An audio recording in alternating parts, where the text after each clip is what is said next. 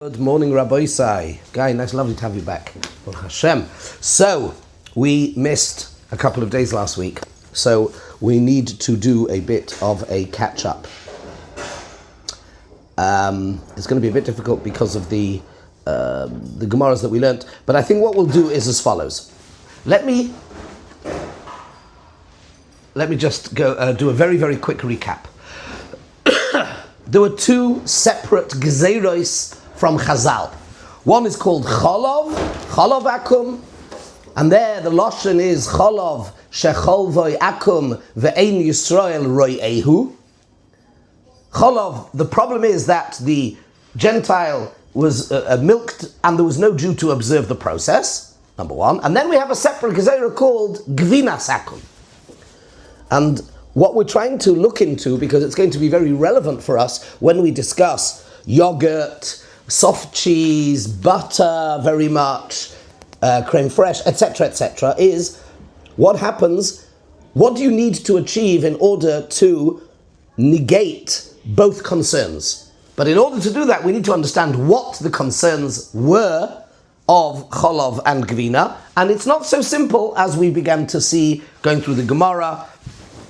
And I think maybe what we will do to make it easier, we are going to have to go back and learn a bit of the Mordechai, which is source 5, and the Isava Heta, which is source 6. You can't get through the Sugya properly without that, but I think we will do it a little bit differently. And we'll go through the Shulchan Aruch and the Ramah first, okay? We'll go through, so you've got the Shulchan Aruch and the Ramah, Simon, Kuf, Tes, Vav, Din, Cholav. So we've got 3 seifim, and I know it looks like a lot of pages because there's a lot of Shach and Taz, but we're only going to do some selected pieces, okay? Aleph. So the Koteret, the title heading of the Simon is Din Cholav Shechol Voigoy Ve'ein Yisrael Royehu, because that's the Lashon of Chazal, right? Ugvina v'chema. Right, so let's see. Aleph. Cholov, says the Shulchan Aruch. Cholov shechol v'goy ve'ein Yisrael re'ehu asur. Why? Shema irev boy cholov tomei. The concern, says the Shulchan Aruch, is that we are worried that in the cholov it isn't what the Gentile says it is, and there is milk from a non-kosher animal in it. Before we go any further, I have to point out, you know what, I'm going to ask you. I'm going to ask our resident Cholov Akum experts, Gabi and Avi. There's a Chiddush, we've already learned a Chiddush.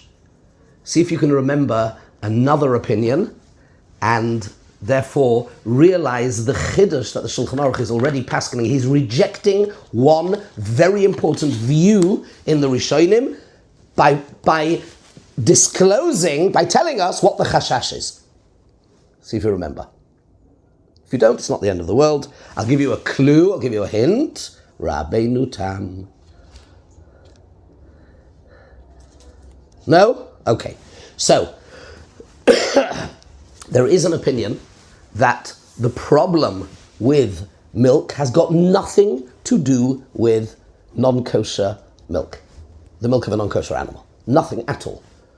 There is one opinion in the Gemara that it had to do with gilui, or sometimes it's called nikur, but not nikur of checking the meat, purging the meat of chaylev. That's not what it means. It's a different thing. Gilui means there was a time when it was baseline halacha that any liquid that was uncovered overnight was absolutely osur.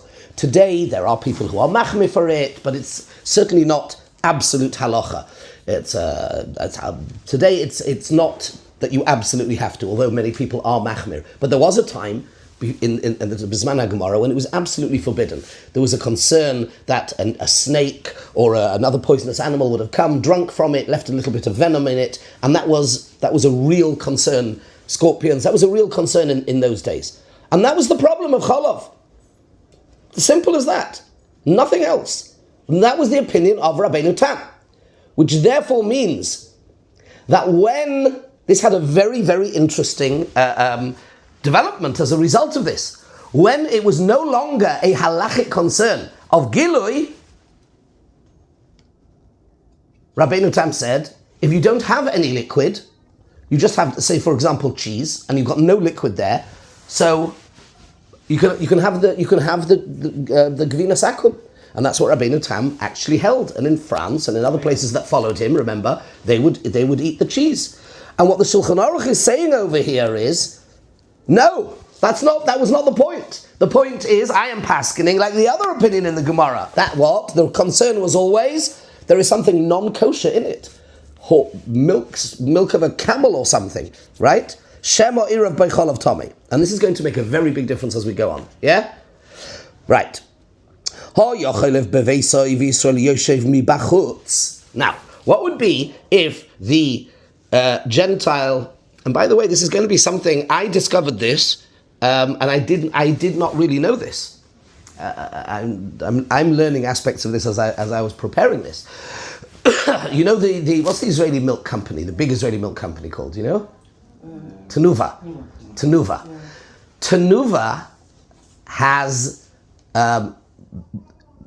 got some of its rabbonim and machshirim. They have written svarim, halachic journals, on the reality of what's happening in hundreds and hundreds of, many farms in Israel. Can you imagine what it takes? Many of them are in less accessible places. What about Shabbos? That's one concern. And they do they all have mashgichim the whole time on site? We're going to discover. I'm going to show you some of the statistics written by the mashgichim and the rabbonim that give the hechsher on Tenuva. And do they rely on other things? What about CCTV? This is something we're going to come on to as well. Is that considered reliable? And today, I'm just going to throw it out there. It hasn't been spoken about that much yet with the poskim. You know, with deep fakes and with what you can do with AI on videos, you can make anybody say or do anything on video. You as you know, and therefore, does that mean therefore that we can no longer rely on video, on CCTV? Maybe it's sure as I am. Sorry? Maybe it's sure as I am. This shear is a fake. Maybe I don't exist. That could very well be. Interesting topic, because like it has implications on the din of video. Like That's exactly what I'm asking. In fact, I have here on my phone an app, two different apps. One is for what's going on in the kitchen downstairs, although we have mashgichim, but I have for both kitchens downstairs we have CCTV. Don't worry, for the purposes of the video, we went through this with a German lawyer, and all the employees know about it and signed a waiver that they're absolutely fine with it. No, it wasn't so simple.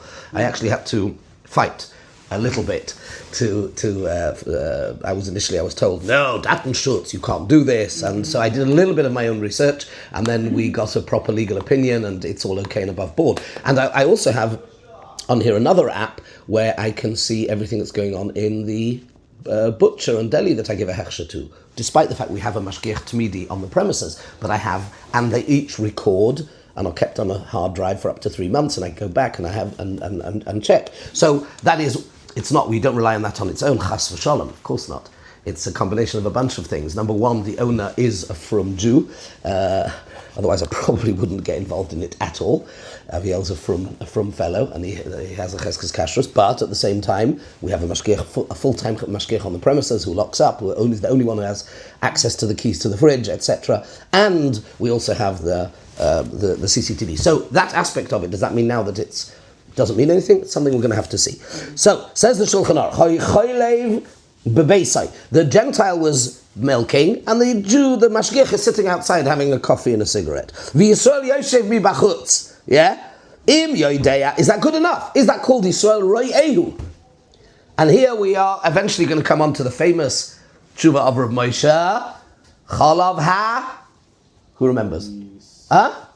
Chalav companies. That's right. We're going to come. That's what. So, is it a din to actually see it, or is it just that you know? And this is where Rav Moshe will come in. We'll see. So, if you know this Gentile in this farm there's no horse, there's no camels, there's no no other davar tomei, then afilu ein hayisrael yochel eroise b'shal shu chaylev, even if the Jew can't actually see at the moment that he's milking it, that's okay. What would be if he does have camels in the farm and the Jew is sitting outside, but the Gentile is milking l'tzoyrech Yisrael for my order?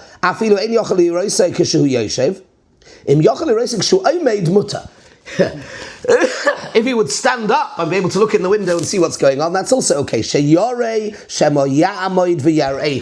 In other words, very interesting. There's a mechanism whereby I could stand up and see what's going on, and that is good enough. But of course, at the same time, the Gentile has to know that we can't have camel milk, etc. Hagar says the Ramah.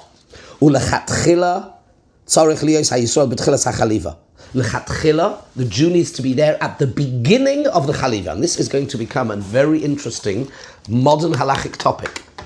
We'll see. L'chatchila, says the Ramah, the Jew needs to be there at the beginning of the process.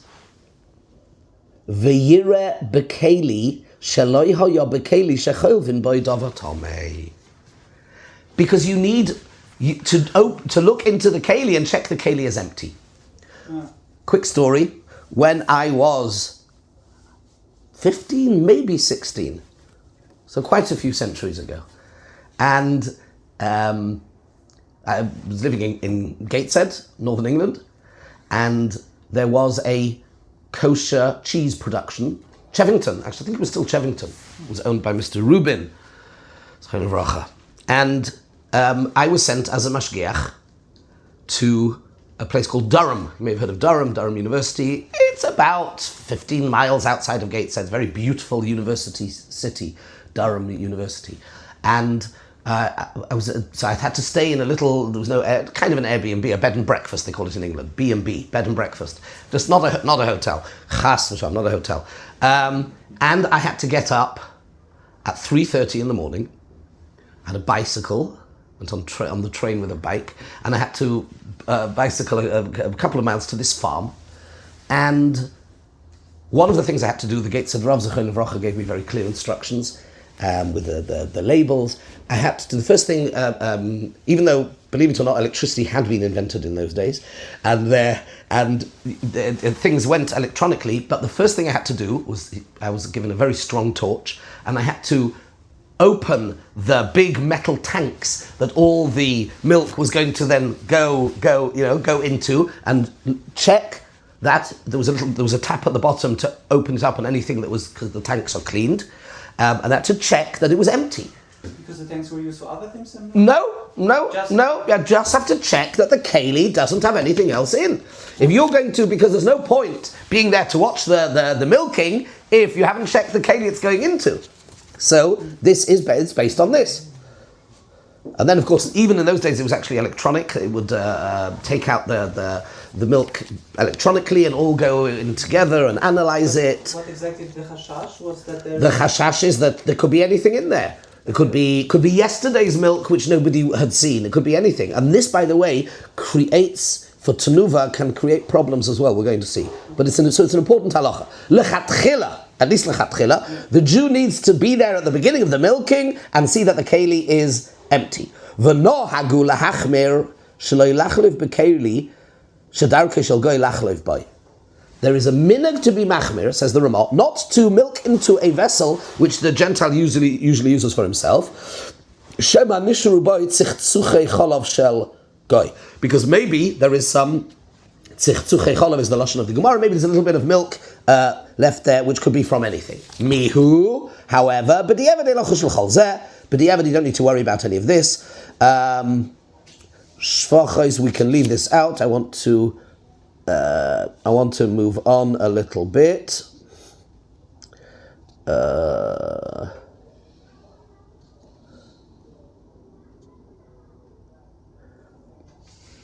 Let's go to the second, the penultimate line on the next page, middle of the line. Ve'im cholvoi goyim miktsas behemos. If the Gentile milked some behemos, v'loi hayasham Yisrael, and the Jew wasn't there. V'achar kach bo Yisrael, and the Jew only arrived later. El ha'acherim. Achshav bizman hazeh she'ein cholav davar tomei motzoi klal. Nowadays, says the Ramah, that there isn't really that much cholav tomei around. Mutter, it is mutter. And at this stage, I want to stop and read you out a couple of lines from a fascinating tshuva that I came across. The tshuva is Tshuvas Oyel Yehoshua. The year is Tov Reish Ayin.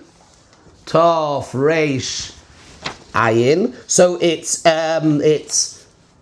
is that 1910? No. Tov Reish. It's 1810, isn't it? Tov Shin Ayin was 2010. Tov Reish Ayin, is it 1910? I think it is. Yes. I think so. Tov Reish Ayin is, Tov Shin was 1940. So Tov Reish Ayin was 30 years earlier. Yeah, 1910. Here's a tshuva, written to Rab Shimon, who was the Rav Umayr Ladas Yireim in Leipzig, Bimdinas Deutschland, in case you don't know where that is. Okay, so this is a tshuva written from the Oyel Yehoshua. His name was Rabbi Yeshua Pinchas Bombach, and he wrote this tshuva in 1910 to the Rav in Leipzig. What was his question? His question was, listen to this. This is so here you get a bit of a historical angle. I was going to send it to Zholt. I'm going to Michtava higiani umachmas loisa bebeisi. I'm sorry I didn't write back to you until I wasn't at home. And then he writes about what was happening in Leipzig in 1910. He says, "B'masha hidia mitzara lacholov shemoichrin beiroi." They're selling milk in Leipzig. V'noidaloi. And he knows Shahamoichrim Kichashu Ve'enom Oimdim B'Shas HaChaliva. He knows that the sellers lie and they don't stand there they're not there to observe the milking. V'Sholchim Lehem HaCholov Be'ein Shoymer Limker.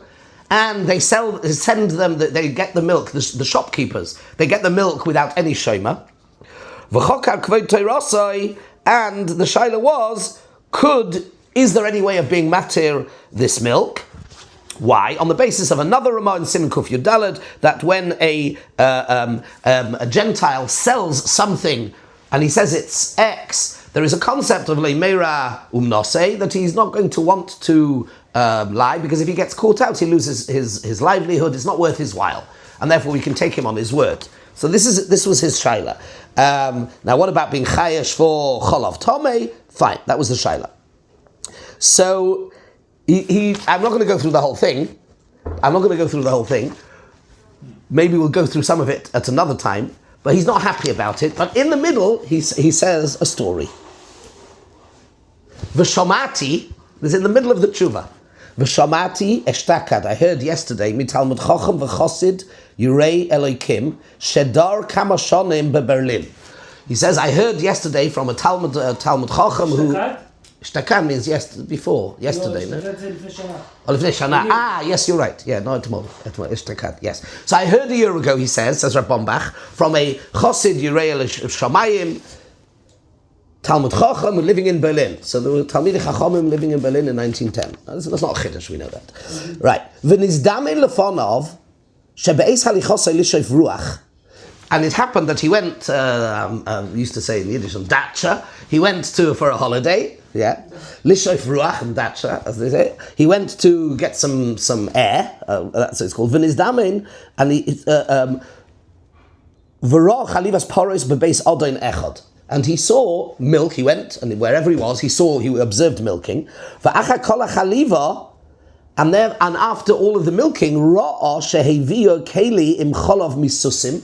He saw that, so this is somewhere outside of Berlin, I don't know exactly where. He saw in that they brought, after he'd done all the milk, they brought a keli with some milk of horses. The irvoi b'chol ha'cholav, and he mixed it. V'achaz man sho'al ha'odom. So he asked him, Lama yaseke, why do you do that? V'heishiv lo, and he answered, Ki b'taruvas zeh yuchal lishres ha'cholav yomim rabim v'lo tiskalkel. Ki ha'cholav tomei einoi maniach laha'amid ve'einoi miskalkel. Remember we saw the Gemara? Cholav tomei is not omeid. He says, so they knew this, and that they used a little bit of horse's milk to put into, probably fridges were not that. So they do it in order to make it stand for a number of days so it doesn't go off. The Kama Gedolim Divrei Chazal, writes Rav Bombach. Kama Gedolim Divrei Chazal shechosheshu lezeh. The Gemara was. Now we begin to. This is actually quite genius. I must admit, I hadn't thought of this. Why would they put it? So Chazal say the horses of the milk of horses. It's not mamid. Fine. So we use it to work out which cholav I have here.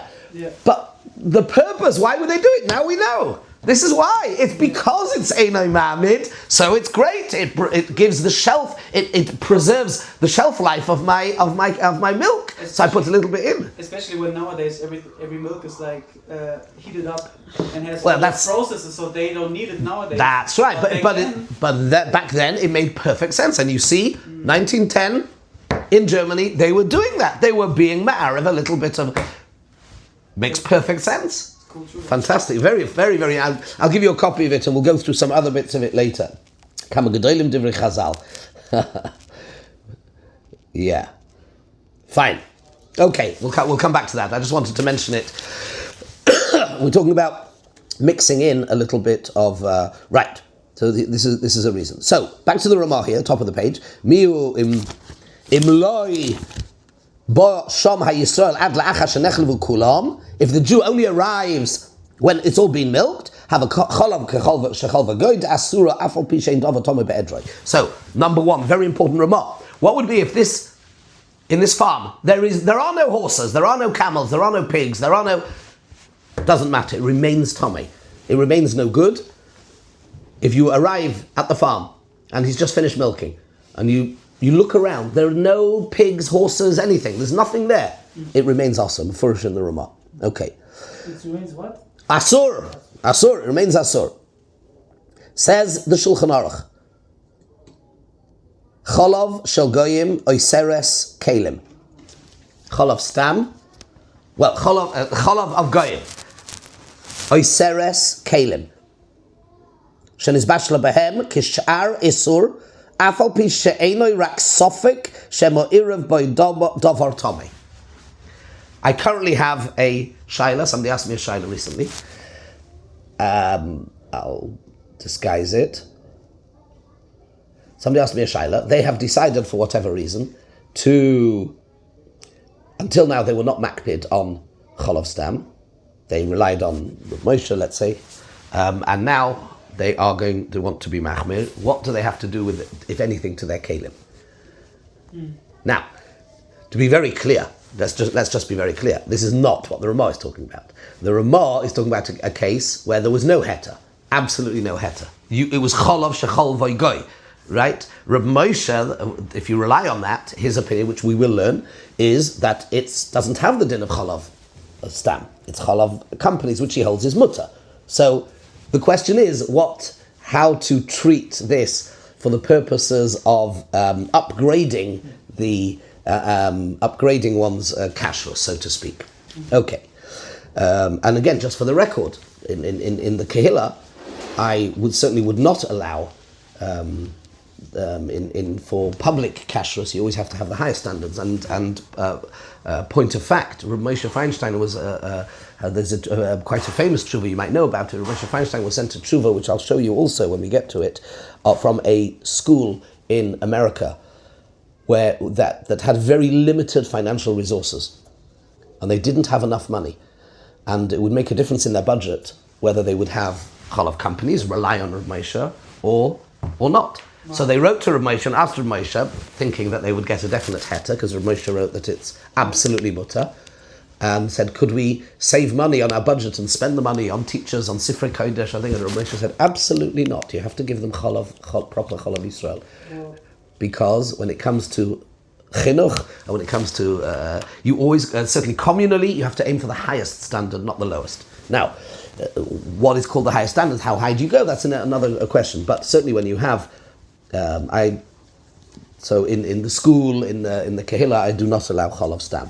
Well, butter is another story. We'll get to it when we come to it, and we'll deal with it when it comes to it. Is it? We can say it's a chumrah.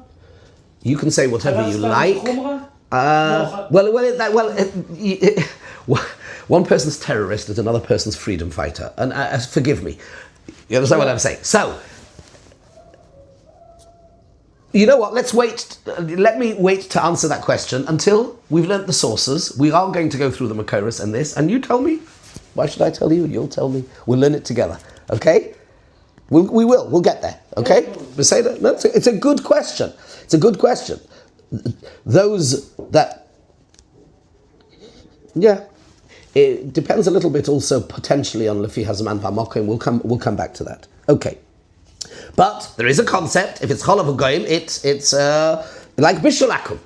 Bishul Akum. If a Gentile does Bishul Akum, you've got to kasher your kelim. They require Hagala. Okay. Even though it's only a suffix. Now, here the fun starts a little bit. I've only got a few more minutes today, I'm afraid. I'm on a tighter schedule. Avoloi chemo shelahem afilu b'mokim shenagu ba'isur eino oiseres hakelim shenizbash laba. But the butter doesn't asa the kelim, even in a place where you are noyeg isur. Oh, you hear that? So there's a difference between milk and butter, and I want to read you out halacha l'maisa from what Rav Mordechai Gross brings b'shem Reb Eliashiv. Problem is I've got too many papers here. This is all the things I have to research to prepare. All the different. Bear with me. It's a single sheet, and it's highlighted. There we go. This is from Rav Mordechai Gross in a sefer called Igrasa de Chedvasa Chelik Aleph Amud Kuf Tzadi Hey.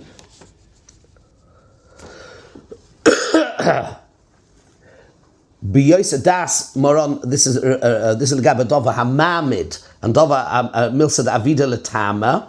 The legabe the keli, he says shishim is enough, and iri keli rishon would be enough. You see that there is a difference in when it comes to kashering. It's one thing to be machmir, but just because we are machmir, or whatever the word you want to use, for something, doesn't mean necessarily that the standards for hagala or kashering is going to be the same. And here we find a chiluk.